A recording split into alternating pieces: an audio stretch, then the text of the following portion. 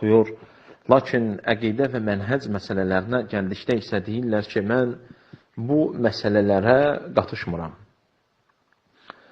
Qardaşlarım, bu sualın əslən, yəni bunu deyən insanların qəsdləri və məqsədlərinin nə olduğunu heç anlamadım. İnsanın dininin özəyi və əsli əqidə və mənhəc məsələləridir.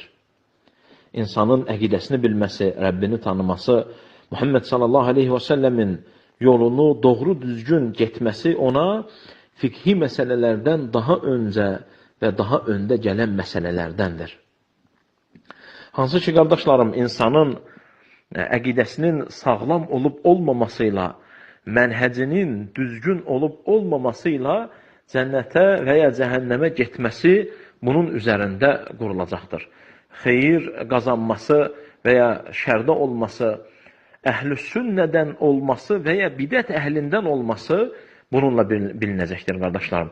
Muhammed sallallahu aleyhi ve səlləmin qaldırdığı bayrağın altında olması və həmin bayrağı qaldırması və ya bidət bayrağını qaldırması və Allah Rasulunun durduğu cərgədən, yöndən, səhvdən başqa bir tərəfdə durması, əqidə və mənhəc məsələlərinin öyrənilməsi, buna görə dostluq edib, buna görə düşmənçilik edilməsi ilə bilinən və bəlli olan məsələlərdəndir.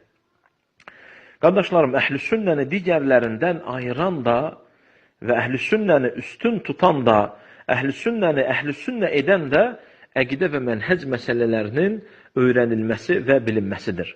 Belə qardaşlarım, belə bir qarşılama, belə bir münasibət, bu doğru olmayan və Allahın dinindən elmi olmayan, savadı olmayan bir kəslərin yoludur.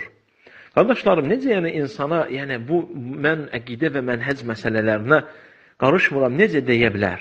Axı, bütün İslam alimləri, öndərləri əqidə və mənhəc məsələləri üzərində yolumuzu çəkmişlər və bizə hansı yolun sünnə yolu, hansı yolun isə bidət və zəlalət yolu olduğunu göstərmişlər.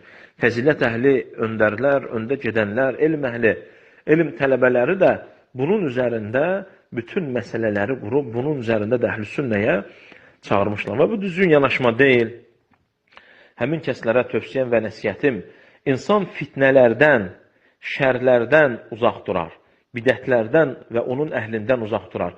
İnsan əqidə və mənhəcindən, onu Allaha çatdıran yoldan, onu Muhammed sallallahu aleyhi ve səlləmin yolunda edib adına nisbət ediləcək, Muhammedin ümməti deyiləcək və onun sünnəsinə tabi olunacaq firqə və dəstə deyiləcək bir şeylərdən uzaq durmaz.